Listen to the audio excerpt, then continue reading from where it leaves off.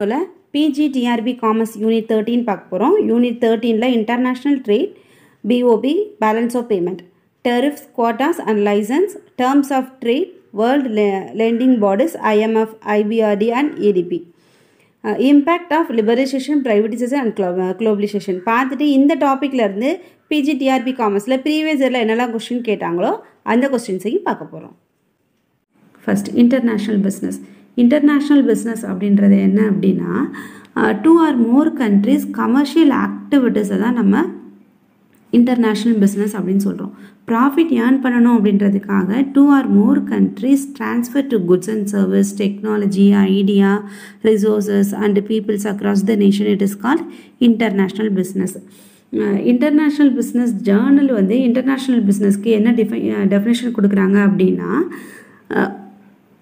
commercial enterprises economic activitiesக்காக has branches into more foreign countries and makes use of economic culture, political, legal and other difference between countries அப்படின்னு சொல்லிட்டு international journal வந்து international பிஸ்னஸை define பண்ணுறாங்க. Then nature of international business. Nature of international business அப்படின்றது 2 or more countries வந்து international பிஸ்னஸில் involve ஆகிருக்கும். அப்படி இன்வால்வ் ஆகும்போது மெனி பேஸஸ் அங்கே இருக்கும். லாங்குவேஜ் டிஃப்ரென்ஸாக இருக்கும். Physical risk and political risk அங்கே கவர் ஆகும். 2 countries கவர்மெண்ட் இன்டர்வென்ஷன்ஸும் அதில் இருக்கும். கண்ட்ரிஸ் கரன்சி டிஃப்ரென்ஸ் இருக்கும். டோட்டலாக டொமஸ்டிக் பிஸ்னஸ்லேருந்து இன்டர்நேஷ்னல் பிஸ்னஸ் டிஃப்ரென்ஸாக இருக்கும். தென் ரீசன் ஃபார் இன்டர்நேஷ்னல் பிஸ்னஸ் என்ன ரீசனுக்காக இருக்குது அப்படின்னா லைஃப் சைக்கிளுக்கு தகுந்த மாதிரி மார்க்கெட்டிங் ஆப்பர்ச்சுனிட்டிஸை இன்டர்நேஷ்னல் பிஸ்னஸ் மூலமாக நம்ம யூட்டிலைஸ் பண்ணிக்கலாம். அதனால நமக்கு மார்க்கெட் மோட்டிவ்ஸ் கிடைக்கும். ப்ராஃபிட் அதிகமாக ஏர்ன் பண்ணலாம். இந்த ரீசன் நம்ம வந்து எக்கனாமிக் ஸ்கேலை வந்து அச்சீவ் பண்ணிக்க முடியும். தென் R&D காஸ்ட் ஸ்ப்ரெட் ஆகும். R&D காஸ்ட் வந்து ஸ்ப்ரெட் ஆகும். R&D காஸ்ட் அப்படின்றது என்ன அப்படின்னா research development cost. For example ஒரு கார் கம்பெனி வந்து அவங்களோட ரிசர்ச் அண்ட் டெவலப்மெண்ட்டுக்காக ஹியூஜ் அமௌண்ட்டை அவங்க இன்வெஸ்ட் பண்ணாங்க அப்படின்னா ஷார்ட் டேர்மாக அந்த கம்பெனிக்கு வந்து ப்ராஃபிட் குறைஞ்சாலும் it's cover potential for profit in the long term. இது மூலமாக அவங்க என்ன பண்ணிக்கலாம் எக்கனாமிக் மோட்டிவாக அச்சீவ் பண்ணிக்கலாம். லாங் டேர்முக்கு அவங்களோட ரிசர்ச் வந்து யூஸ்ஃபுல்லாக இருக்கும். தென் க்ரோத் அண்ட் ரிஸ்க்கை வந்து அவங்க கண்டிப்பாக ஸ்ட்ராட்டஜி மூலமாக குறைச்சிக்க முடியும். That is a strategic motivation. International பிஸ்னஸில் 2 or more countries business entry மோடை தான் இப்போ பார்க்க போகிறோம். இது வந்து 3 டைப்ஸாக கிளாஸிஃபை பண்ணியிருக்காங்க. ஃபர்ஸ்ட் வந்து எக்ஸ்போர்ட் அப்படின்றது direct export and indirect export சொல்லிட்டு 2ஆக கிளாஸிஃபை பண்ணியிருக்காங்க. தென் லைசன்சிங் அப்படின்றது franchising, management contract, turnkey operations அப்படின்ட்டு 3ஆக கிளாஸிஃபை பண்ணியிருக்காங்க. இன்வெஸ்ட்மெண்ட் அப்படின்றது portfolio investment, foreign trade investment சொல்லி 2ஆக கிளாஸிஃபை பண்ணியிருக்காங்க. இந்த இன்வெஸ்ட்மெண்ட்ஸ் பற்றி நம்ம நெக்ஸ்ட் வீடியோவில் கிளியராக பார்க்கலாம். இப்போது இன்டைரக்ட் எக்ஸ்போர்ட் அப்படின்றது என்னென்னா கமர்ஷியல் என்டர்பிரைசஸில் அவங்க ஓன் கண்ட்ரியில் அவங்களோட குட்ஸை இன்டர்மீடியேட்டர்கிட்ட சேல் பண்ணிடுவாங்க. அந்த intermediators paper work, permit, shipping and arrangement, market arrangements அதை பூரா அவங்க ரெஸ்பான்சிபிலிட்டி எடுத்துகிட்டு அந்த ரெஸ்பான்சிபிலிட்டியை ஃபுல்லாக ஃபில்ஃபில் பண்ணிவிட்டு அதை வந்து அடுத்த கண்ட்ரிக்கு எக்ஸ்போர்ட் பண்ணுவாங்க. அதை தான் இன்டைரக்ட் எக்ஸ்போர்ட் அப்படின்னு சொல்கிறோம். டைரக்ட் எக்ஸ்போர்ட் அப்படின்றது என்னென்னா இன்டர்நேஷ்னல் மார்க்கெட்டில் டைரெக்டாக அவங்களோட குட்ஸை கஸ்டமருக்கு சேல் பண்ணுறது தான் டைரக்ட் எக்ஸ்போர்ட். லைசன்சிங் அப்படின்றது ஒரு கண்ட்ரியில் உள்ள intellectual property, technology, methods, patent, copyrights இதெல்லாம் ஒரு கண்ட்ரியிலேருந்து இன்னொரு கண்ட்ரியில் உள்ள கம்பெனி யூஸ் பண்ணிக்கலாம் அப்படின்னு சொல்லிட்டு ரைட்ஸ் தர்றது தான் லைசன்சிங் அப்படின்னு சொல்கிறோம். இந்த லைசன்சிங்கில் 2 parties இன்வால்வ் ஆகுறாங்க, லைசன்சர் அண்ட் லைசன்சி.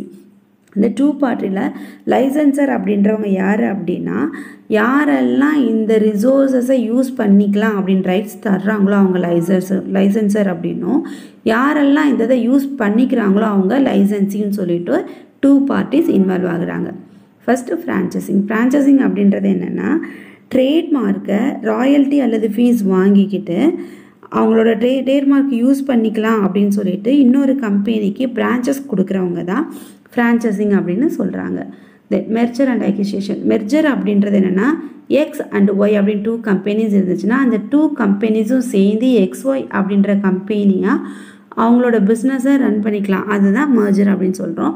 அக்விசிஷன் அப்படின்றது எக்ஸுன்ற கம்பெனி ஒய் கம்பெனியை அக்விஷேட் பண்ணிக்கிட்டு, அதாவது ஃபுல்லாக அவங்களோட கம்பெனியை பை பண்ணிவிட்டு அந்த கம்பெனி எக்ஸ் அப்படின்ற பேர்லேயே ரன் ஆகுறது வந்து அக்விசிஷன் அப்படின்னு சொல்கிறோம்.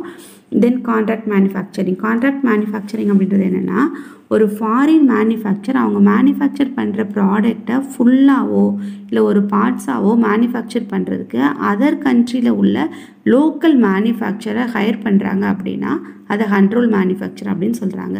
எக்ஸாம்பிளுக்கு ஒரு செல்ஃபோன் இருக்குதுன்னு வச்சுட்டா அந்த செல்ஃபோனில் உள்ள பேட்ரியை மாத்திரம் இன்னொரு கண்ட்ரி மேனுஃபேக்சர் பண்ணிக்கலாம். மேனுஃபேக்சர் பண்ணிவிட்டு இந்த செல்ஃபோனில் அந்த பேட்டரியை போட்டுட்டு அவங்க சேல் பண்ணிக்கலாம் அப்படின்னு சொல்லி கான்ட்ராக்ட் கொடுத்தாங்க அப்படின்னா அதை கான்ட்ராக்ட் அப்படின்னு சொல்கிறோம். தென் டர்ன்கி ப்ராஜெக்ட் அப்படின்றது என்ன அப்படின்னா ஃபுல்லாக அவங்களோட ப்ராஜெக்டை பையருக்கு சோல்வ் பண்ணிடுறது. ஃபார் எக்ஸாம்பிள் ஒரு ஹோட்டல் ஃபாரின் கம்பெனி ஒரு ஹோட்டலை நம்ம இந்தியாவில் ஸ்டார்ட் பண்ணுறாங்க அப்படின்னா அந்த ஹோட்டலுக்கு உள்ள இன்ஸ்ட்ருமெண்ட்ஸ் எக்யூப்மெண்ட்ஸ் என்னெல்லாம் திங்ஸ் தேவைப்படுதோ அதை ஃபுல்லாக வாங்கி அரேஞ்ச் பண்ணி கொடுத்துருங்க அப்படின்னு சொல்லிட்டு அந்த கம்ப்ளீட் ப்ராஜெக்டை கொடுத்தாங்க அப்படின்னா அதை டர்ன்கி ப்ராஜெக்ட் அப்படின்னு சொல்லி சொல்கிறோம். இதெல்லாம் டீட்டெயிலாக பார்க்கலாம். Join venture, merger and acquisition பார்த்தோம் இல்லையா, அதே மாதிரி தான் ஜாயின் வெஞ்சர். ஜாயின் வெஞ்சர் அப்படின்றது என்ன அப்படின்னா ஒரு சுசுகி அப்படின்றது ஜப்பான் கம்பெனி, மாருதி வந்து இந்தியன் கம்பெனி. இவங்க 2 பேரும் சேர்ந்து மாருதி அண்ட் சுசுக்கின்னு சொல்லிட்டு மெர்ஜ் ஆகி ரன் ஆகிட்டுருக்கு. அதுதான் ஜாயின் வெஞ்சர் அப்படின்னு சொல்கிறோம். தென் பிரான்ச்சசிங்கில் நம்ம ஆல்ரெடி பார்த்தோம். அந்த பீஸா ஹட், மேக்டொனால்ட்ஸ் இவங்கெல்லாம் ஃபாரின் கம்பெனிஸ் உள்ளதை அவங்க என்ன பண்ணிக்கிறாங்க இங்கே பிரான்ச்சஸ் எடுத்து அதே பேரில் அவங்க இங்கே ரன் ஆகிக்கிறாங்க. Licensing Microsoft company, Disney world இதெல்லாம் லைசன்சிங் வாங்கிட்டு நான் எல்லா கண்ட்ரீஸ்லேயும் ரன் ஆகிட்டுருக்க business. Then framework of international business. Framework of international business அப்படின்றது என்ன அப்படின்னா வின் டக்லஸ் பெர்மிட்டார் அப்படின்றவங்க இந்த EPRG ஃப்ரேம் ஒர்க்கை இன்ட்ரடியூஸ் பண்ணாங்க. இன்டர்நேஷ்னல் மார்க்கெட்டில் கண்ட்ரீஸோட டிஃப்ரெண்ட் ஆட்டிடியூட்ஸ் அப்ரோச் அண்டு ப்ராசஸாக தான் இதில் சொல்லியிருக்காங்க. தென் ஹெட் குவார்ட்டர்ஸ்க்கும் அதோட சப்சிடரி கம்பெனிஸுக்கும் உள்ள ரிலேஷன்ஷிப்பை ஃப்ரேம் பண்ணியிருக்காங்க இந்த ஃப்ரேம் ஒர்க் இன்டர்நேஷ்னல் பிஸ்னஸில். அதில் என்னெல்லாம் இருக்குது அப்படின்னா எத்னோசென்ட்ரிக், பாலிசென்ட்ரிக், ரீஜியோசென்ட்ரிக், ஜியோசென்ட்ரிக் சொல்லிட்டு 4 கிளாஸிஃபை பண்ணுறாங்க. என்ன அப்படின்னா ஒரு ஃபாரின் கம்பெனி ஒரு டொமஸ்டிக் கண்ட்ரியில் போயிட்டு பிஸ்னஸ் பண்ணும்போது அவங்க என்ன மாதிரியான ஸ்ட்ராட்டஜி, என்ன மாதிரியான அப்ரோச்சஸ், என்ன மாதிரியான ஆட்டிடியூட்ஸ், என்ன மாதிரியான ப்ராசஸை ஃபாலோ பண்ணுறாங்க அப்படின்றத தான் விண்ட் அண்டு தக்லஸ் அண்டு பெல்மெட்டர் அப்படின்றவங்க டிஃபைன் பண்ணியிருக்காங்க. தென் எத்னோசென்ட்ரிக் அப்படின்றது ஹோம் கண்ட்ரி ஓரியன்டேஷன்னு சொல்லுவாங்க. எத்னோசென்ட்ரிக் அப்ரோச்சை ஃபாலோ பண்ணுற கண்ட்ரிஸ் அவங்க ஹோம் கண்ட்ரியில் என்ன பாலிசி பிரின்சிபல்ஸை ஃபாலோ பண்ணுறாங்களோ அதை அப்படியே ஃபாலோ பண்ணுவாங்க. பிஸ்னஸ் பண்ணுற கண்ட்ரிஸோட நீட்ஸ்க்கு தேவையான மாதிரி அவங்க மாற்றிக்க மாட்டாங்க. There are no changes in product specification, price, promotion measures between native market and overseas market. அவங்க என்ன ஒரு சிச்சுவேஷன்லையும் அவங்க ஹோம் கண்ட்ரியில் இருக்கிற பிரின்சிபல்ஸை கண்டிப்பாக மாற்ற மாட்டாங்க. எக்ஸாம்பிளுக்கு நிசான் கார் கம்பெனி, அவங்க ஜப்பான் கம்பெனி. ஜப்பானில் வந்து அவங்க என்ன மாதிரியான கார் மேனுஃபேக்சர் பண்ணி என்ன காஸ்ட்டில் சேல் பண்ணுறாங்களோ அதே தான் நம்ம இந்தியாலையும் பண்ணுறாங்க. அவங்களோட பிரின்சிபல்ஸாக மாற்றிக்க மாட்டாங்க. பாலிசென்ட்ரிக் அப்படின்றது ஹோஸ்ட் கண்ட்ரி ஓரியன்டேஷன் அப்படின்னு சொல்லுவாங்க. இந்த அப்ரோச்சை ஃபாலோ பண்ணுற கண்ட்ரிஸ் அவங்க பிஸ்னஸ் பண்ணுற டொமஸ்டிக் மார்க்கெட்டுக்கு ஈக்குவல் இம்பார்ட்டன்ஸ் தர்றாங்க. அவங்க ஹோம் கண்ட்ரியில் ஃபாலோ பண்ணுற பிரின்சிபல் அண்ட் பாலிசியை அப்படியே ஃபாலோ பண்ணாமல் பிஸ்னஸ் பண்ணுற லொக்கேஷன் உள்ள பாலிசி அண்ட் பிரின்சிபல்ஸை அடாப்ட் பண்ணிக்குவாங்க. ஃபார் எக்ஸாம்பிள் McDonald's அப்படின்ற ஃபுட் ப்ராடக்ட் கம்பெனி வந்து USA கம்பெனி. அது நம்ம இந்தியாவிலையும் இருக்குது. ஆனால் இந்தியாவில் இருக்கிற டேஸ்ட்டுக்கு தகுந்த மாதிரி அவங்களோட குக்கிங் ஃபார்முலாவை சேஞ்சஸ் பண்ணிக்கிடுவாங்க. தென் ரிஜியோசென்ட்ரிக் இந்த அப்ரோச்சை ஃபாலோ பண்ணுற கம்பெனி அவங்க பிஸ்னஸ் பண்ணுற கண்ட்ரியில் கன்சியூமரோட நீட்ஸ் என்ன, அவங்களோட வாண்டட் என்னெல்லாம் இருக்குது அப்படின்றத ஃபைண்ட் பண்ணிவிட்டு அதுக்கு தகுந்த மாதிரி ஆப்ரேஷனல் ஸ்ட்ராட்டஜிஸை ஃபார்முலேட் பண்ணுவாங்க. அவங்க ஹோம் கண்ட்ரியில் உள்ள சிமிலாரிட்டிஸ்க்கும் அவங்க பிஸ்னஸ் பண்ணுற கம்பெனியில் உள்ள சிமிலாரிட்டியும் டோட்டலாக சேஞ்சஸாக இருக்கும். ஃபார் எக்ஸாம்பிள் அடிடாஸ் அப்படின்றது வந்து ஒரு ஷூ மேனுஃபேக்சரிங் கம்பெனி, நமக்கு ஆல்ரெடி தெரியும். அந்த கம்பெனி ஜெர்மனியில் இருக்குது. லார்ஜஸ்ட் ஸ்போர்ட்ஸ் வியர் கம்பெனி அது. அவங்க என்ன பண்ணுறாங்க, அவங்க ரீஜனலுக்கு தகுந்த மாதிரி அவங்க என்ன பண்ணுறாங்க, அவங்களோட ஸ்போர்ட்ஸ் வியரை மேனுஃபேக்சர் பண்ணுறாங்க. ஜியோசென்ட்ரிக் இந்த மாதிரி அப்ரோச்சை ஃபாலோ பண்ணுற கம்பெனி ஹோல் வேர்ல்டுக்கும் தேவைப்படுற மாதிரி எஃபெக்டிவ் அண்ட் எஃபிஷியன்ட் ஸ்டெப்ஸை ஃபாலோ பண்ணி கஸ்டமர்ஸோட நீட்ஸையும் டிமாண்ட்ஸையும் ஃபுல்ஃபில் பண்ணுறாங்க. ஃபார் எக்ஸாம்பிள் கூகுள், மைக்ரோசாஃப்ட் இவங்க என்ன மாதிரியான ஐடியாலஜியை ஃபாலோ பண்ணுறாங்கன்னா திங்க் குளோபல் ஆக்ட் குளோபல் அப்படின்ற ஐடியாலஜியை ஃபாலோ பண்ணுறாங்க. அதாவது கூகுள் வந்து வேர்ல்டு லெவலில் இருந்தாலும் அவங்க நம்ம இந்தியா அப்படின்னு எடுத்துட்டோம்னா இந்தியாவில் உள்ள கண்ட்ரீஸில் நம்ம இந்தியாவில் உள்ள ஸ்டேட்டில் இருக்க லாங்குவேஜஸை ஃபுல்லாக அவங்க கூகுளில் வந்து ஃபீட் பண்ணி வச்சுருக்காங்க. அப்படி ஹோட் பண்ணி வச்சுருக்கும்போது நம்மளோட லாங்குவேஜ்லேயே நம்ம என்ன பண்ணிக்க முடியும், சர்ச் பண்ணி இன்ஃபர்மேஷனை எடுத்துக்க முடியும். அதுதான் ஜியோசென்ட்ரிக் அப்படின்னு சொல்கிறாங்க. குளோபலைசேஷன்ன்றது across the nation countries business பண்ணும்போது எக்ஸ்சேஞ்ச் பண்ணுற goods and service, capital, technologies. Balance of payment அப்படின்றது ரெண்டு கண்ட்ரிக்குள்ள நடக்கிற எக்கனாமிக் டிரான்சாக்ஷன் தான் சிஸ்டமேட்டிக்கா ரெக்கார்ட் பண்றது தான் பேலன்ஸ் ஆஃப் பேமெண்ட் அப்படின்னு சொல்றோம். இந்த பேலன்ஸ் ஆஃப் பேமெண்ட்ல என்னெல்லாம் இருக்கும், என்னெல்லாம் ரெக்கார்ட்ஸ் மெயின்டைன் பண்ணுவாங்க அப்படின்னா இம்போர்ட் எக்ஸ்போர்ட் குட்ஸோட receipts and payments, capital reserved and payments, services received and rendered, இந்த அப்புறம் ஃபாரின் கண்ட்ரிஸோட டிரான்சாக்ஷன், ஃபாரினர்ஸோட நம்ம என்ஆர்ஐயோட இன்வெஸ்ட்மெண்ட், என்ஆர்ஐ வந்து நம்ம கண்ட்ரிக்கு டிரான்ஸ்ஃபர் பண்ண அமௌண்ட், இது எல்லாமே பேலன்ஸ் ஆஃப் பேமெண்ட்ல ரெக்கார்ட் பண்ணுவோம் அப்படின்னு சொல்லிட்டு ரிசர்வ் பேங்க் ஆஃப் இந்தியால சொல்லியிருக்காங்க. ஆண்டிகோலா பேலன்ஸ் ஆஃப் பேமெண்ட் அப்படின்றது என்னன்னா ரெண்டு கண்ட்ரிஸோட எக்கனாமிக் டிரான்சாக்ஷனை சிஸ்டமேட்டிக்கா ஸ்டேட்மெண்டா ரெடி பண்றது தான் பிஓபி. இது எந்த பீரியட்ல இருக்கும்னா during the specific period, as usually 1 year வந்து பேலன்ஸ் ஆஃப் பேமெண்ட் மெயின்டைன் பண்ணுவோம். Then components of balance of payment account: current account, capital account, unilateral payment account and official settlement account. இதுல unilateral payment account அப்படின்றது என்னன்னா இந்த அக்கௌண்ட்ல வந்து gifts and grants வந்து include ஆயிருக்கும். அதாவது 2 countries நடுவில் என்னெல்லாம் கிஃப்ட் கெட் பண்ணியிருக்காங்க, என்ன கிராண்ட்ஸ் வந்திருக்கு அப்படின்னு சொல்லி இந்த அக்கௌண்ட்ல மெயின்டைன் பண்ணுவோம். இதுல two types of accounts consist ஆகும். அதாவது கவர்மெண்டோட டிரான்ஸ்பரும் இருக்கும், பிரைவேட்டோட டிரான்ஸ்பரும் இருக்கும். யூனிலேட்டரல் பேமெண்ட் அக்கௌண்ட்ல அஃபிஷியல் செட்டில்மெண்ட் அக்கௌண்ட் அப்படின்றது என்னன்னா கவர்மெண்ட் ஆர் அஃபிஷியல் ஏஜென்சியோட செட்டில்மெண்ட் ரிலேட்டடான அக்கௌண்ட்ஸ் எல்லாமே அஃபிஷியல் செட்டில்மெண்ட் அக்கௌண்ட்ல இருக்கும். Then current account, capital account பார்க்கலாம். அது பார்க்கறதுக்கு முன்னாடி நம்ம பேலன்ஸ் ஆஃப் பேமெண்ட்ல ஒரு சம் பண்ணணும் அப்படின்னா நமக்கு இந்த 4 சிம்பிள் வந்து மெமரைஸ் ஆயிருக்கணும். பிளஸ் அப்படின்றது கிரெடிட், மைனஸ் டெபிட், ஈக்குவல், அது ரெண்டும் சமமா இருக்குது, $10. ஏன்னா மோஸ்ட் ஆஃப் த சம் எல்லாமே என்ன பண்ணுவோம், டாலர்ல தான் மெயின்டைன் பண்ணுவோம். இதுல ஆல்ரெடி பார்த்துட்டோம் என்னென்ன கண்டென்ட்லாம் வரும் அப்படின்றத. இதுல என்னெல்லாம் வரும் அப்படின்னா பேலன்ஸ் ஆஃப் பேமெண்ட் டிரான்சாக்ஷன்ல 2 countries-குள்ள goods and service, remittance receipt, foreign இன்வெஸ்டர்ஸோட அக்கௌண்ட்ஸ், அப்புறம் services account, goods export and import account எல்லாமே இந்த அக்கௌண்ட்ல வந்து இன்க்ளூட் ஆகும். தென் கரண்ட் அக்கௌண்ட் அப்படின்றது விசிபிள் அண்ட் இன்விசிபிள், இந்த ரெண்டத்தையும் சேர்ந்து வந்து கரண்ட் அக்கௌண்ட்ல இருக்கும். விசிபிள் அக்கௌண்ட் அப்படின்றது க்ரூட் ஆயில், கார், மொபைல்ஸ் என்னெல்லாம் நம்ம பாக்குறோமோ அந்த அதுக்குரிய அக்கௌண்ட்ஸ் எல்லாமே விசிபிள் வந்துடும். இன்விசிபிள் சர்வீசஸ், இன்கம்ஸ், டிரான்ஸ்பர்ஸ் எல்லாமே இன்க்ளூட் ஆயிரும். கேபிட்டல் அக்கௌண்ட்ல எஃப்டிஐ, எஃப்ஐஐ, கவர்மெண்டோட அக்கௌண்ட்ஸ், என்ஆர்ஐக்குரிய அக்கௌண்ட்ஸ் எல்லாமே கேபிட்டல் அக்கௌண்ட்ல வந்துடும். இது எல்லாத்தையும் கிளியரா பார்க்கலாம். Balance of trade, current account, capital account, balance of payment, இந்த 4 அக்கௌண்ட் மூலமா தான் நம்ம என்ன பண்ண முடியும், 2 countries-ல இருந்து என்ன பேலன்ஸ் இருக்கு அப்படின்றத நம்ம ஃபைண்ட் பண்ண முடியும். பேலன்ஸ் ஆஃப் ட்ரேட் அப்படின்றது என்ன அப்படின்னா விசிபிளா இருக்க எக்ஸ்போர்ட் அண்ட் இம்போர்ட் குட்ஸ்குள்ள பேலன்ஸை தான் பேலன்ஸ் ஆஃப் ட்ரேட்ல நம்ம கண்டுபிடிக்கிறோம். அதாவது இம்போர்ட்டை விட எக்ஸ்போர்ட் வந்து கிரேட்டர் தானா இருந்தா ட்ரேட் வந்து இங்க சர்ப்ளஸா இருக்கும்.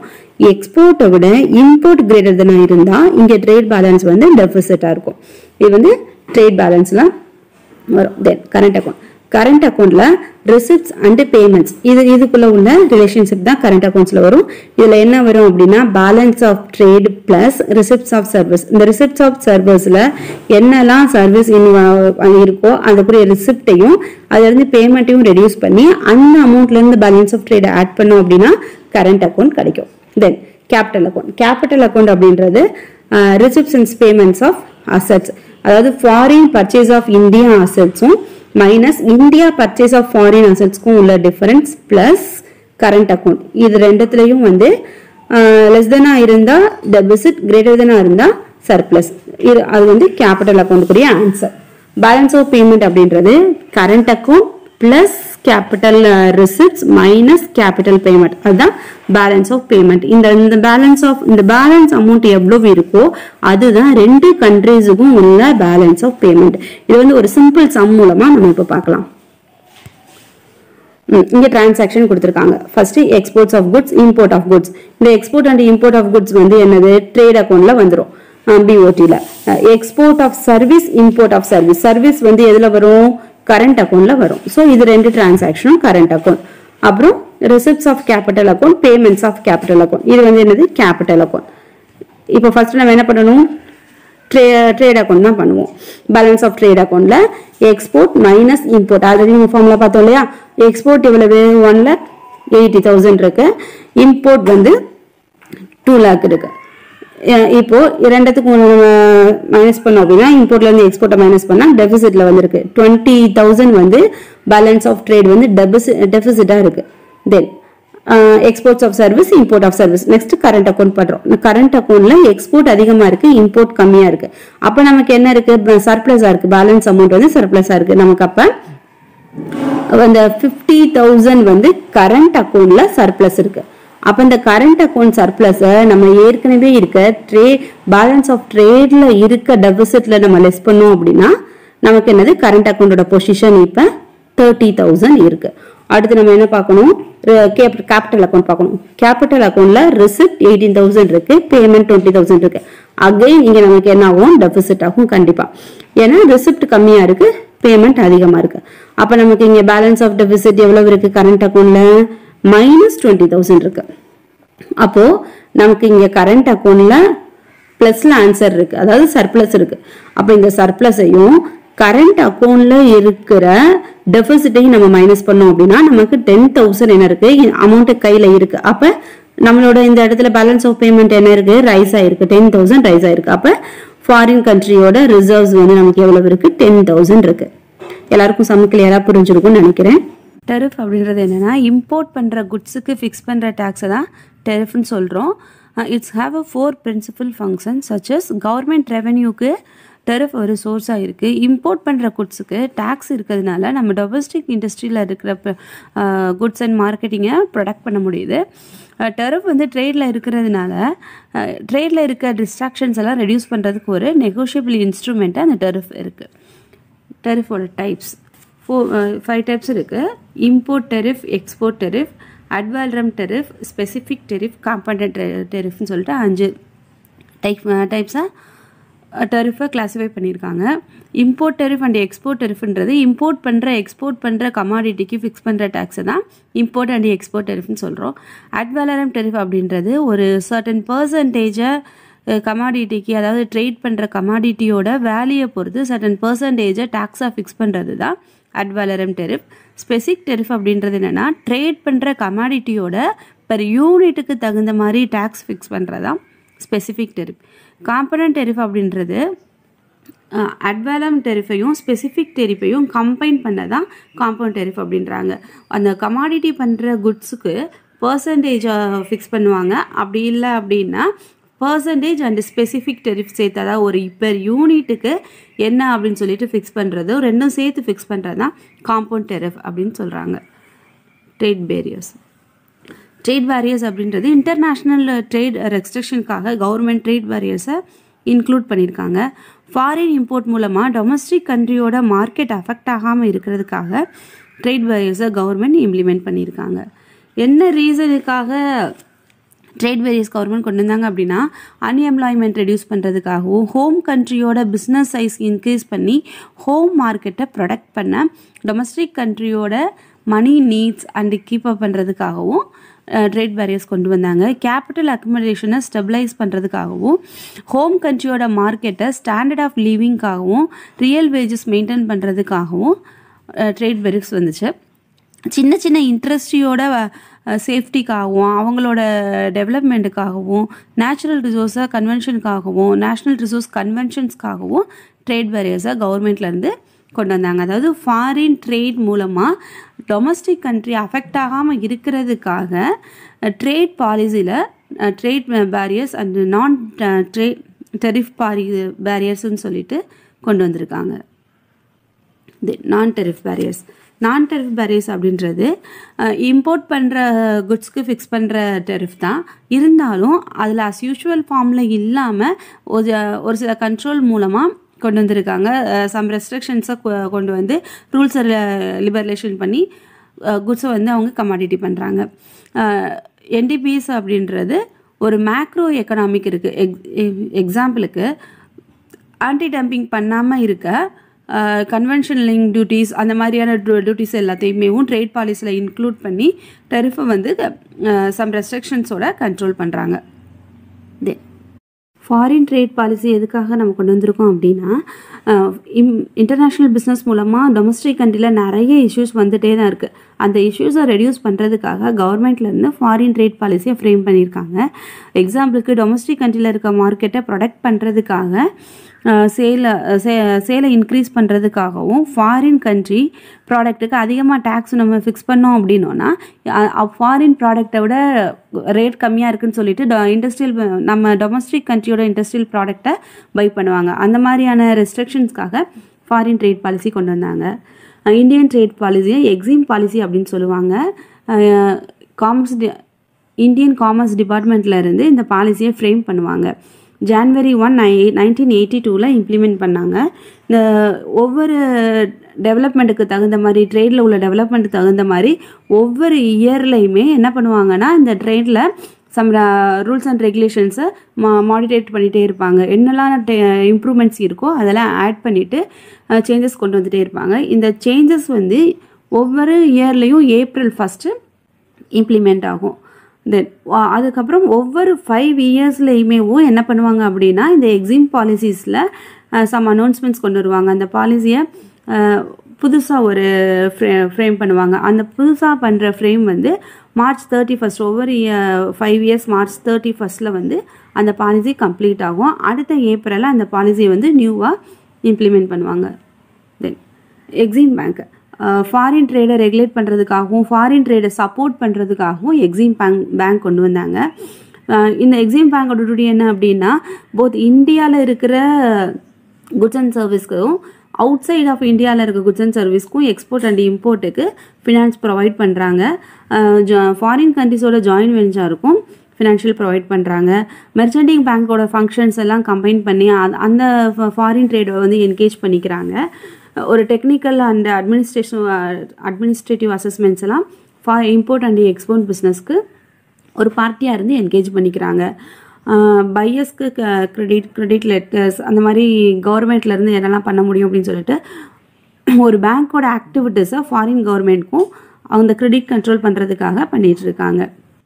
Bretton Wood conference June 1994 second world வாருக்கு அப்புறமா கண்ட்ரியில் உள்ள ப்ராப்ளம்ஸ் எல்லாம் ரெக்டிஃபை பண்ணுறதுக்காகவும் டெவலப்பிங் கண்ட்ரியை டெவலப் பண்ணுறதுக்காகவும் unemployment, poverty, pollution problem, resources problem இது எல்லாத்தையும் ரெடியூஸ் பண்ணுறதுக்காக ஜூன் 1994 ஒரு பிரெட்டன் வுட் கான்ஃபரன்ஸ் நடந்துச்சு. அந்த கான்ஃபரன்ஸில் என்ன பண்ணாங்க அப்படின்னா 2 மேஜர் இன்ஸ்டிடியூஷனை ஃபார்ம் பண்ணாங்க. ஒன்று IMF, இன்னொன்று வேர்ல்டு பேங்க். வேர்ல்டு பேங்க்ல என்ன பண்ணாங்கன்னா லாங் டேர்ம் லோன் வந்து மெம்பர் கண்ட்ரிக்கு கொடுத்தாங்க. IMFல ஷார்ட் டேர்ம் லோனு மெம்பர் கண்ட்ரிஸ்க்கு கொடுத்தாங்க. World Bank and IMF Bretton would கான்ஃபரன்ஸில் ஃபார்ம் பண்ணாங்க. பிரெட்டன் வுட் கான்ஃபரன்ஸில் கொண்டு வந்த ஃபினான்ஷியல் இன்ஸ்டிடியூஷன் ஐஎம்எஃப். ஐஎம்எஃப் அப்படின்றது international monetary fund. International monetary fund எதுக்காக கொண்டு வந்தாங்க அப்படின்னா 1930s அந்த செகண்ட் வேர்ல்டு வார் அப்போ நடந்த அந்த கொலாப்ஸ், கரன்சியோட கொலாப்ஸு, கண்ட்ரியோட டிசபிலிட்டி, கண்ட்ரியோடைய அன்எம்ப்ளாய்மெண்ட் இதெல்லாம் ரெட்டிஃபை பண்ணுறதுக்காக ஒரு ஷார்ட் டேர்ம் லோன் கொடுக்கணும் அப்படின்றதுக்காக 1944 ஐஎம்எஃப் எஸ்டாப்ளிஷ் பண்ணாங்க. ஐஎம்எஃப் மூலமாக ஒரு கரன்சி எக்ஸ்சேஞ்சுக்காக நேஷ்னல் கண்ட்ரிஸ்க்கு ஹெல்ப் பண்ணுறது, அவங்களோட பேலன்ஸ் ஆஃப் பேமெண்ட்ஸ் ப்ராப்ளமை ஷார்ட் டேர்மாக லோன் கொடுத்து ரெட்டிஃபை பண்ணுறதுக்காகவும் ஐஎம்எஃப் கொண்டு வந்தாங்க. ஐஎம்எஃப் ஹெட் குவார்ட்டர்ஸ் வாஷிங்டன் டிசியில் இருக்குது. ரீஜியன் வேர்ல்டு வைடாக இருக்குது, எல்லா கண்ட்ரீஸ்லையும் இருக்குது. மெம்பர்ஷிப் 1989 கண்ட்ரீஸ் மெம்பர்ஷிப் கண்ட்ரியாக இருக்காங்க. Official language English. Managing director first Kristalina Georgieva இருந்தாங்க. Chief economist Gita Gopinath. Main organ board of governors தான் மெயின் ஆர்கனாக இருக்காங்க. பேரண்ட் ஆர்கனைசேஷன் யுனைடெட் நேஷன்ஸ் ஐக்கிய நாடுகள் சபை. அதான் ஐஎம்எஃபோட இருக்கு. சரி, ஐஎம்எஃப்க்கு எங்கேருந்து அமௌண்ட் வருது அப்படின்னா அவங்க கோட்டாஸை சப்ஸ்கிரைப் பண்ணுறது மூலமாக ஐஎம்எஃப்க்கு அமௌண்ட் ரைஸ் ஆகுது. அதாவது மெம்பர் கண்ட்ரிஸ் ஐஎம்எஃப்ல ஜாயின் பண்ணும்போது ஃபண்ட் சப்ஸ்கிரைப் பண்ணணும். அப்படி அவங்க ஃபண்ட் சப்ஸ்கிரைப் பண்ணுறது பார்ஷியலி கோல்டாகவும் பார்ஷியலி கண்ட்ரிஸோட ஓன் கரன்சியாகவும் அவங்களோட கோட்டாவை ஐஎம்எஃப்ல சப்ஸ்கிரைப் பண்ணி வைக்கணும். வேரியஸ் கவர்மெண்ட் அண்ட் பேங்க்லேயும் பாரோ பண்ணிக்கிறாங்க அவங்களோட ஃபண்டுக்காக, ஐஎம்எஃப் ஃபண்டுக்காக. தென் ஆர்கனைசேஷன் எப்படி இருக்கும் அப்படின்னா international monetary and financial committee, board of governors, joint IMF, World Bank development committees. ஐஎம்எஃப்பும் வேர்ல்டு பேங்க்கும் ஜாயிண்ட் கமிட்டியாக தான் இருக்கும். அந்த கமிட்டிக்கு கீழே எக்ஸிக்யூட்டிவ் போர்டு மெம்பர்ஸ் இருப்பாங்க. எக்ஸிக்யூட்டிவ் போர்டு மெம்பர்ஸில் இண்டிபெண்டன்ட் எவாலுவேட் ஆஃபீஸர்ஸும் இருப்பாங்க. Like president, vice president, office staffs, இந்த மாதிரியான மெம்பர்ஸ் எல்லாமே. தென் எக்ஸிக்யூட்டிவ் போர்டுக்கு கீழே மேனேஜிங் டைரக்டர், அப்புறம் ஸ்டாஃப்ஸ் எல்லாம் இருப்பாங்க. இந்த போர்ட் ஆஃப் கவர்னர் தான் ஃபர்ஸ்ட் இருப்பாங்க. போர்ட் ஆஃப் கவர்னர் அப்படின்றது என்ன அப்படின்னா ஈச் மெம்பர் கண்ட்ரிலையும் ஒரு கவர்னரை அலோகேட் பண்ணுவாங்க. ஒவ்வொரு வருஷமுமே அவங்களுக்குரிய மீட்டிங் நடக்கும். ஃபண்ட் பாலிசி என்ன மாதிரியான டேர்ம்ஸ் பண்ணணும் அப்படின்றத இந்த டீமில் ஒவ்வொரு இயரும் மீட்டிங் நடக்கும். எக்ஸிக்யூட்டிவ் போர்டில் 24 டைரக்டர்ஸ் இருப்பாங்க. அதில் 6 பர்சன் பெர்மனன்ட் டைரக்டராக இருப்பாங்க. அந்த பெர்மனன்ட் டைரக்டர் அப்படின்றவங்க யார் அதிகமாக கோட்டா சப்ஸ்கிரைப் பண்ணியிருக்காங்களோ அந்த கண்ட்ரியில் இருக்கிற 6 பேர் பெர்மனன்ட் டைரக்டராக இருப்பாங்க. அதர் 18 மெம்பர்ஸ் மெம்பர் கண்ட்ரீஸ்ல எலெக்ட் பண்ணி எடுப்பாங்க. Managing director executive board chairman select பண்ணுவாங்க. ரெஸ்பான்சிபிலிட்டிஸ் இன்டர்நேஷனல் மானிட்டரி ஃபண்டோட ரெஸ்பான்சிபிலிட்டிஸ் என்ன மாதிரியான ரெஸ்பான்சிபிலிட்டிஸ்லாம் மேக் பண்ணுறாங்க அப்படின்னா promotion international monetary cooperations, international ட்ரேடோட பேலன்ஸை க்ரோத் பண்ணுறது, அவங்களோட ஃபெசிலிட்டிஸை எக்ஸ்பேண்ட் பண்ணுறது, இதெல்லாம் அதோட மேஜர் ரெஸ்பான்சிபிலிட்டியாக இருக்குது. தென் எக்ஸ்சேஞ்ச் ஸ்டெபிலிட்டியாக ப்ரொமோட் பண்ணுறதுக்கும் multilaterals system of payment establish பண்ணுறதுக்காகவும் balance of payments difficulties balance of பேமெண்ட்டில் இருக்க டிஃபிகல்ட்ஸ்க்கு ரிசோர்ஸ் மேக் பண்ணி அந்த பேலன்ஸ் ஆஃப் பேமெண்ட் உள்ள டிஃபிகல்ட்ஸை குறைக்கிறதுக்காக தான் ஐஎம்எஃப் என்ன பண்ணுறாங்கன்னா ஒவ்வொரு கண்ட்ரிக்கும் அந்த ஷார்ட் டேர்ம் லோன் ப்ரொவைட் பண்ணுறாங்க. இதெல்லாம் ஐஎம்எஃபோட ரெஸ்பான்சிபிலிட்டிஸ். தென் அப்ஜெக்டிவ்ஸ் என்ன அப்படின்னா எக்கனாமிக் அண்ட் ஃபினான்ஷியல் டெவலப்மெண்ட்ஸை சர்வேலன்ஸ் பண்ணுறாங்க, அதாவது மானிட்டர் பண்ணுறாங்க. ஐஎம்எஃபோட மெயின் அப்ஜெக்டிவ் அவங்களோட ஃபினான்ஷியல் டெவலப்மெண்ட்ஸை மானிட்டர் பண்ணுறது தான். தென் பாலிசி அட்வைஸ் பண்ணுறாங்க. அது ஏதாவது கிரிசஸ் இருந்துச்சுன்னா அதை ப்ரிவெண்ட்டாக என்ன மாதிரியான சொல்யூஷன் எடுக்கலாம் அப்படின்றதையும் அவங்க மானிட்டர் பண்ணுறாங்க. தென் லெண்டிங் என்ன லெண்ட் பண்ணுறாங்கன்னா பேலன்ஸ் ஆஃப் பேமெண்ட் டிஃபிகல்ட்ஸ்க்காக டெம்பரவரியாக ஃபினான்ஸ் கண்ட்ரிஸ்க்கு கொடுக்குறாங்க. தென் பாவர்ட்டி ரெடியூஸ் பண்ணுறதுக்கு அண்டர்லைங் ப்ராப்ளம் கரெக்ட் பண்ணுறதுக்காகவும் ஒரு சப்போர்ட் பாலிசிஸை ஃப்ரேம் பண்ணி அதோட அப்ஜெக்டிவ்ஸை மெம்பர்ஸ் கண்ட்ரிக்கு கொடுக்குறாங்க. தென் டெக்னாலஜிஸ், ட்ரைனிங் இதெல்லாம் மெம்பர் கண்ட்ரிக்கு ப்ரொவைட் பண்ணுறாங்க. இதெல்லாம் அவங்களோட அப்ஜெக்டிவ்ஸ். தென் மெம்பர்ஷிப் ஐஎம்எஃபோட மெம்பர்ஷிப் எப்படி இருக்கும் அப்படின்னா 2 டைப்ஸான மெம்பர்ஷிப் இருக்கு. ஒன்று ஒரிஜினல் மெம்பர், அடுத்து ஆர்டினரி மெம்பர். ஒரிஜினல் மெம்பர் அப்படின்றவங்க யாருன்னா பிடர்வுட் கான்ஃபரன்ஸில் வந்து பார்ட்டிசிபேட் பண்ண கண்ட்ரிஸ், ரெப்ரசன்ட் பண்ண கண்ட்ரிஸும், அப்புறம் 1940s டிசம்பர் 31க்கு முன்னாடி யாரெல்லாம் சேர்ந்தாங்களோ அவங்க எல்லாருமே ஒரிஜினல் மெம்பராக இருக்காங்க. ஆர்டினரி மெம்பர் அப்படின்றவங்க அதுக்கப்புறம் வந்து வேர்ல்டு பேங்க்லேயும் IMFலையும் சேர்ந்தவங்க ஆர்டினரி மெம்பர் அப்படின்னு சொல்கிறாங்க. நம்ம இந்தியா வந்து ஒரு பாசிட்டிவ் ரிலேஷன்ஷிப் IMFோட இருக்குது. நம்ம இந்தியா அந்த பிடர்வுட் கான்ஃபரன்ஸ்லேயே பார்ட்டிசிபேட் பண்ணி ரெப்ரசன்ட் பண்ணதுனால நம்ம அதில் ஒரு ஸ்டெபிளான ஒரு கண்ட்ரியாக தான் இருக்கிறோம். அதாவது ஒரிஜினல் மெம்பராக தான் நம்ம கண்ட்ரி இருக்குது. இன் 1999 ஏஷியன் கண்ட்ரீஸில் ஃபினான்சியல் கிரைசிஸ் வந்தப்போ IMF இந்தியாவுக்கு எக்கனாமியை டெவலப் பண்ணுறதுக்காக ஹெல்ப்ஃபுல்லாக இருந்தாங்க. நிறைய லோன்ஸ் வந்து ப்ரொவைட் பண்ணாங்க. வேர்ல்டு பேங்கும் அந்த பிடர்வுட் கான்ஃபரன்ஸில் தான் ஃபார்ம் பண்ணாங்க. வாஷிங்டன் டிசியில் தான் இதோட ஹெட் குவார்ட்டர்ஸும் இருக்குது. 144 மெம்பர் கண்ட்ரிஸ் இருக்காங்க. அவங்களோட பிரசிடென்ட் ரோபர்ட் சியூலிக். மெம்பர்ஷிப் வந்து 185 கண்ட்ரிஸ். இதோட அஃபிலியேட்ஸ், ஹெட் குவார்ட்டர்ஸ் எல்லாமே ஒன்றா பார்க்கலாம். வேர்ல்டு பேங்கோட அப்ஜெக்டிவ்ஸ். புவரர் கண்ட்ரீஸோட எக்கனாமிக்காக டெவலப் பண்ணுறதுக்கும் அவங்களுக்கு எக்கனாமிக்காக சப்போர்ட் பண்ணுறது தான் மெயின் ஃபங்க்ஷனாக இருந்துச்சு. GNP லெஸ் தென் 865 இருக்கிற கண்ட்ரீஸுக்கு IDA மூலமாக, அதாவது இன்டர்நேஷ்னல் டெவலப்மெண்ட் அசோசியேஷன் மூலமாக ஃபினான்ஸை வந்து அசஸ் பண்ணாங்க. இதுதான் வேர்ல்டு பேங்கோட மெயின் ஆப்ஜெக்டிவ் அண்ட் ஃபங்க்ஷன்ஸ். இதில் வந்து 2 டைப்ஸான இன்வெஸ்ட்மெண்ட்ஸ் இருக்குது. ஒன்று சோசியல் டெவலப்மெண்ட்டுக்காக ப்ராஜெக்ட்டுக்கு இன்வெஸ்ட்மெண்ட் லோன் தந்தாங்க. ப்ராஜெக்டை டெவலப் பண்ணுறதுக்காக இன்வெஸ்ட்மெண்ட் லோன் கொடுத்தாங்க. அப்புறம் கண்ட்ரீஸோட டெவலப்மெண்ட்டுக்காகவும் லோன் கொடுத்தாங்க. இந்த லோன்ஸ் வந்து அதோட ப்ராசஸிங் வந்து க்யூக்காக இருக்கும். Then how is World Bank run? World Bank எப்படி ரன் ஆகுது அப்படின்னா, போர்ட் ஆஃப் கவர்னர்ஸ், மெம்பர்ஸ் கண்ட்ரியோட ஷேர் ஹோல்டர்ஸ் வந்து போர்ட் ஆஃப் கவர்னரை ரெப்ரசன்ட் பண்ணுறாங்க. போர்ட் ஆஃப் கவர்னரை வந்து வேர்ல்டு பேங்க் பாலிசி, வேர்ல்டு பேங்கோட ஆக்டிவிட்டீஸ் எல்லாத்தையும் ஃப்ரேம் பண்ணுறாங்க. கவர்னர் வந்து மெம்பர் கண்ட்ரீஸோட ஃபினான்ஸ் மினிஸ்டராகவோ அல்லது டெவலப்மெண்ட் மினிஸ்டராகவோ இருப்பாங்க.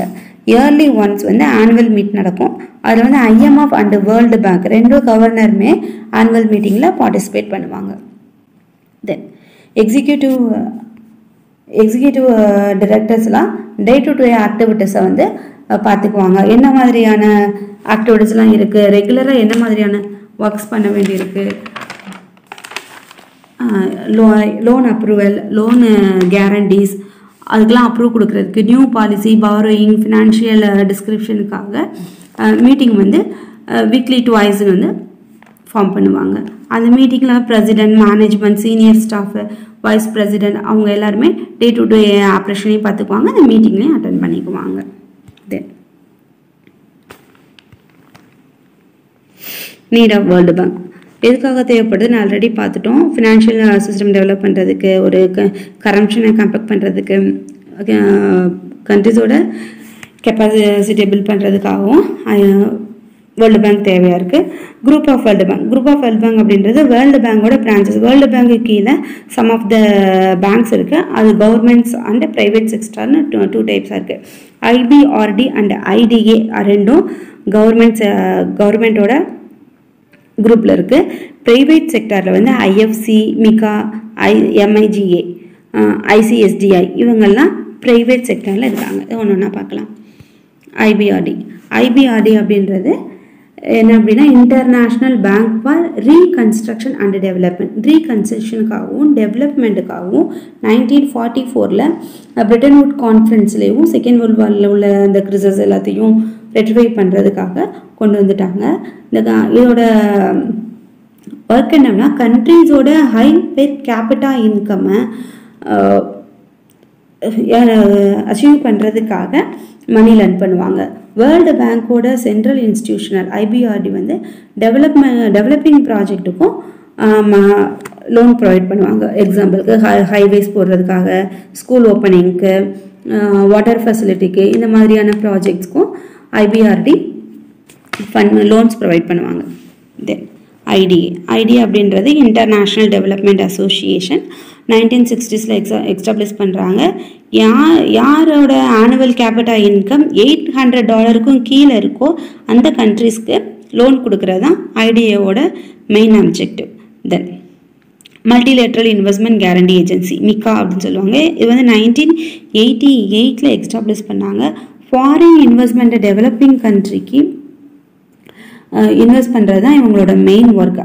அதாவது ஃபாரின் இன்வெஸ்ட்மெண்ட்டை டெவலப் பண்ணுறதுக்காகவும் எக்கனாமிக்காக கம்மியாக இருக்கிற கண்ட்ரீஸ்க்கு ஃபாரின் இன்வெஸ்ட்மெண்ட்டை கெட் பண்ணி தர்றது தான் இந்த மிகாவோட முக்கியமான வேலை. அப்புறம் மெம்பர் கண்ட்ரீஸ்க்கு லீகல் அட்வைசரியாகவும் இருப்பாங்க. இன்வெஸ்ட்மெண்ட் மார்க்கெட் சர்வீஸ் அப்புறம் லீகல் அட்வைசரி சர்வீஸ் இது எல்லாத்தையுமே மிகா பண்ணுவாங்க. தென் இன்டர்நேஷ்னல் ஃபினான்ஸ் கார்பரேஷன் ஐஎஃப்சி வந்து 1956 வந்து கொண்டு வந்தாங்க. எதுக்காக அப்படின்னா பாவர்ட்டியை ரெடியூஸ் பண்ணுறதுக்காகவும் பீப்புளோட லீவிங்கை வந்து டெவலப் பண்ணுறதுக்காகவும் ஐஎஃப்சி கொண்டு வந்தாங்க. ஃபினான்ஸ் கார்பரேஷன்ஸ் இதோட முக்கியமான எய்ம் என்ன அப்படின்னா பீப்புளோட லிவிங்கை வந்து ஸ்டெபிலைஸ் பண்ணணும் அப்படின்றது தான். இதில் 174 மெம்பர்ஸ் கண்ட்ரிஸ் இருக்காங்க. Then international centre for the settlement of investment distributes ஹெட்டிங்கை பார்த்தாலே தெரியும் எதுக்காக கொண்டு வந்தாங்கன்னு. இன்வெஸ்ட்மெண்ட் டிஸ்ட்ரிபியூட்ஸ்க்காக தான் இந்த செக்டர் கொண்டு வந்தாங்க. 1966 வந்து எஸ்டாப்ளிஷ் பண்ணாங்க. அதாவது கவர்மெண்ட்டுக்கும் ஃபாரின் இன்வெஸ்டர்ஸ்க்கும் நடுவில் ஏதாவது ஒரு டிஸ்ட்ரிபியூட்ஸ் வந்துச்சுன்னா அந்த டிஸ்ட்ரிபியூட்ஸை ரெட்டிஃபை பண்ணுறதுக்காகவும் அந்த டிஸ்ட்ரிபியூட்லேருந்து என்ன மாதிரியான ப்ராப்ளம் ரைஸ் ஆகுது அதை எப்படி ரெடியூஸ் பண்ணுறது அப்படின்னு ஒரு இன்வெஸ்ட்மெண்ட் செட்டில்மெண்ட்டுக்காக இந்த ஐசிஎஸ்ஐடி கொண்டு வந்தாங்க. இதில் 131 கண்ட்ரிஸ் வந்து மெம்பராக இருக்காங்க.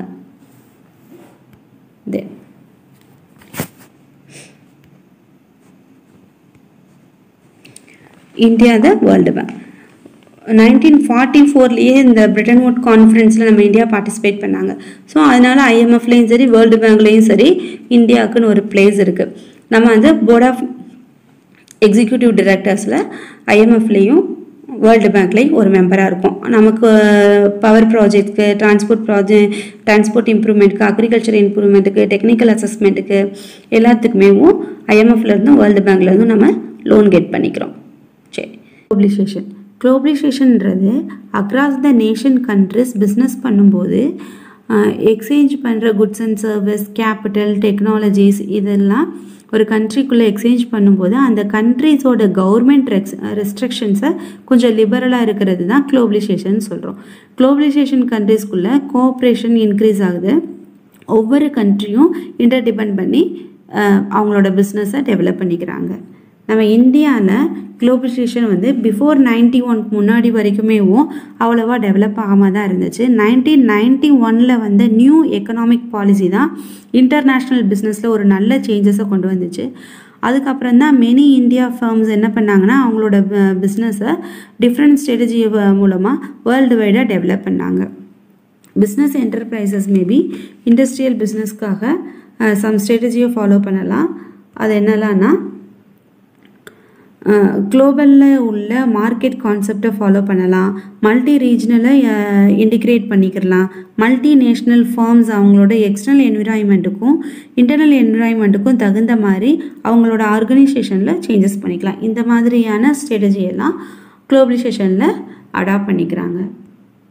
தென் அதோட இம்பேக்ட்ஸ் ஆஃப் குளோபலைசேஷன் அதோட பாசிட்டிவ் எஃபெக்ட்ஸும் இருக்குது, நெகட்டிவ் எஃபெக்ட்ஸ் இருக்குது. பாசிட்டிவ் எஃபெக்ட்ஸ் என்னென்னா மார்க்கெட் வந்து எக்ஸ்பேண்ட் ஆகும், கம்பெனியோட ஸ்டாண்டர்ட்ஸ் ஆஃப் லிவிங் இன்க்ரீஸ் ஆகும், இன்ஃப்ராஸ்ட்ரக்சரை டெவலப் பண்ணிக்கலாம், இன்டர்நேஷ்னல் கோஆப்ரேஷன் கிடைக்கும். இதெல்லாம் குளோபலைசேஷனோட பாசிட்டிவ் எஃபெக்ட்ஸாக இருக்குது. நெகட்டிவ் எஃபெக்ட்ஸ் என்ன அப்படின்னா காம்படிஷன்ஸ் த்ரெட்ஸ் இதெல்லாம் இருக்கலாம். காம்படிஷன் த்ரெட்ஸ் மூலம் வந்து வேர்ல்டு வைடாக இருக்கிறதுனால அது இன்க்ரீஸ் ஆகிட்ருக்கும். கம்பெனியோட ஈக்குவாலிட்டிஸ் வந்து டொமஸ்டிக் ஃபார்ம்ஸ்க்கும் இன்டர்நேஷ்னல் ஃபார்ம்ஸ்க்கும் ஈக்குவலாக மெயின்டைன் பண்ண முடியாது. இது ஈக்குவலாக மெயின்டைன் பண்ணுறது அப்படின்றது ஒரு டிஃபிகல்ட்டான ஒரு ப்ராப்ளமாக தான் இருக்கும். கவர்மெண்ட் இன்வென்ஷன் எல்லா கண்ட்ரிலையும் எக்கனாமிக் அண்ட் பிஸ்னஸ் ஆக்டிவிட்டீஸில் கவர்மெண்ட்டோட இன்வென்ஷன் கண்டிப்பாக இருக்கும். இதுக்குன்னா என்விரான்மெண்ட்டை பாதுகாக்கிறதுக்காகவும் டாக்ஸஸ் க்ரியேட் பண்ணுறதுக்காகவும் சப்சிடரியை மேக் பண்ணுறதுக்காகவும் ப்ரைஸை மேக்ஸிமைஸ் அண்ட் மினிமைஸ் பண்ணுறதுக்காகவும் மார்க்கெட் ரெகுலேட் பண்ணுறதுக்காகவும் ஓனர்ஷிப்ஸ் அண்ட் ஃபண்டிங் ப்ரொவிஷன்ஸ்க்காகவும் கவர்மெண்ட்டோட இன்டர்வென்ஷன் ஒவ்வொரு ஃபாரின் ட்ரேட் பிஸ்னஸ்லையும் இருக்கும். டொமஸ்டிக் பிஸ்னஸாக இருந்தாலும் சரி, ஃபாரின் ட்ரேட் பிஸ்னஸாக இருந்தாலும் சரி, கவர்மெண்ட்டோட இன்டர்வென்ஷன் கண்டிப்பாக இருக்க தான் செய்யும். என்ன மாதிரியான டைப்ஸில் கவர்மெண்ட்டோட இன்டர்வென்ஷன்ஸ் இருக்கும் அப்படின்னா, moral suggestions, direct protection of environmental quality, population prevention, command and control regulation, economic incentives அப்படின்னு சொல்லிட்டு இந்த டைப்ஸில் எல்லாம் கவர்மெண்ட்டோட இன்டர்வென்ஷன்ஸ் இருக்கும். மாரல் அப்படின்றது என்ன அப்படின்னா, which is right which is wrong அப்படின்னு சொல்லிட்டு கன்சல்ட் பண்ணுறது தான் மாரல். சஜஷன்ஸ் அப்படின்றது என்ன அப்படின்னா, ஒரு கம்பல்ஷன் இல்லாமல், ஒரு ஃபோர்ஸஸ் இல்லாமல் ஒரு ரூல்ஸை ஃபாலோ பண்ணுறது அப்படின்றது தான் இந்த சஜஷன்ஸில் சொல்லுவாங்க.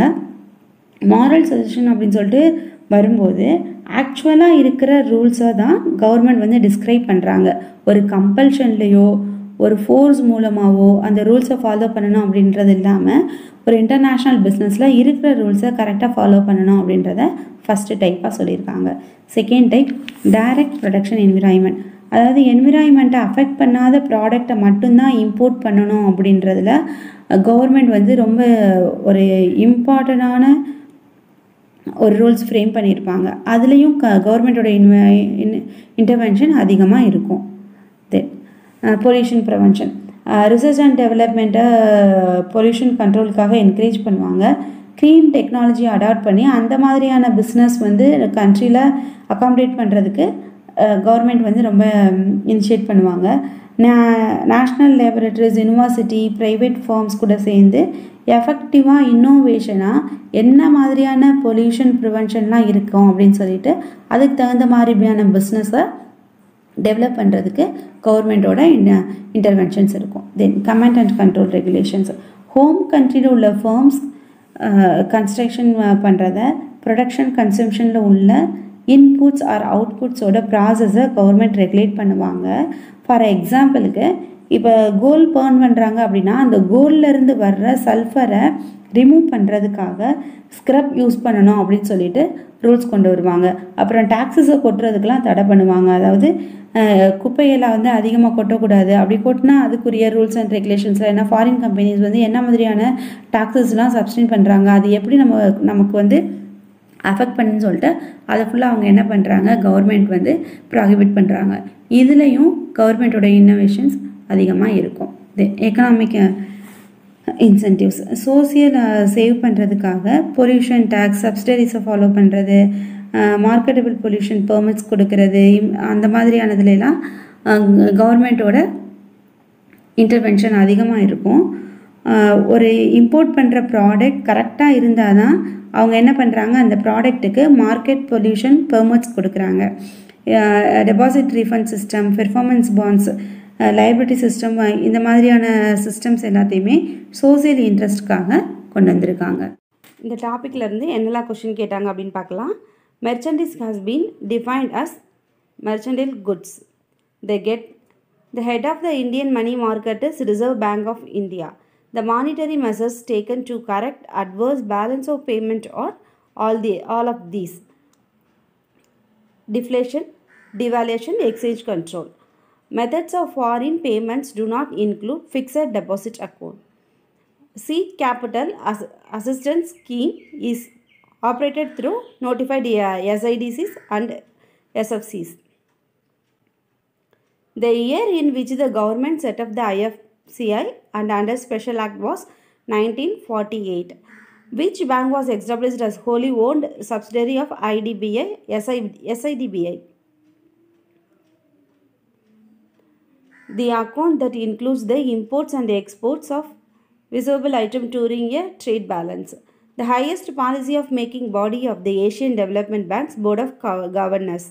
The World Bank has been members of 2012 வந்து 1982, ஆனால் இப்போ வந்து ஐபிஆர்டியில் 189, ஐடிஏல 173 கண்ட்ரிஸ் மெம்பர் கண்ட்ரியாக வேர்ல்டு பேங்கில் இருக்காங்க. Comprehensive liberalisation measures undertaken to improve the supply side industrial deregulation. The international reserve assets created by the IMF as a supplement to the existing reverse assets special drawing rights. ZATT GATT was converted into World Trade Organization according to the agreement made by Geneva Round.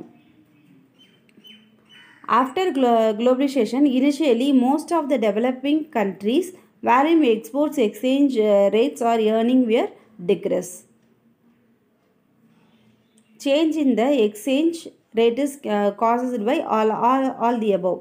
Change in prices, change in interest rates, changes in exports and imports oil, இது எல்லாமேவும் exchange rate affect பண்ற causes. Asian Development Bank was set up in the year December 1966.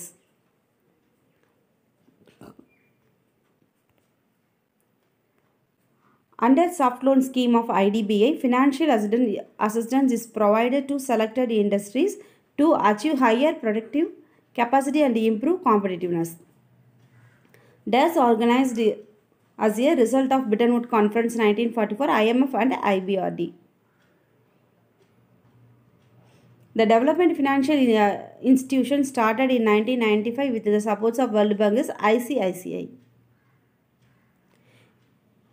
Asian Development Bank has the quarters is Manila. Increase in imports consequence upon high aggregate demand is concept C, secular disequilibrium. Quotas of the member countries of IMF are determined in the following basis. Find odd one out. Odd one out la கேட்டிருக்காங்க. Is 15% of average annual imports of the member country. The exporters after earning the foreign exchange have to surrender to it. The RBI is a disequilibrium in BOP. Answer monetary. In BOP means balance of payment. The Reserve Bank of India's holding in terms of foreign currency and special drawing rights are called BOP. Answer official capital. Thank you for watching.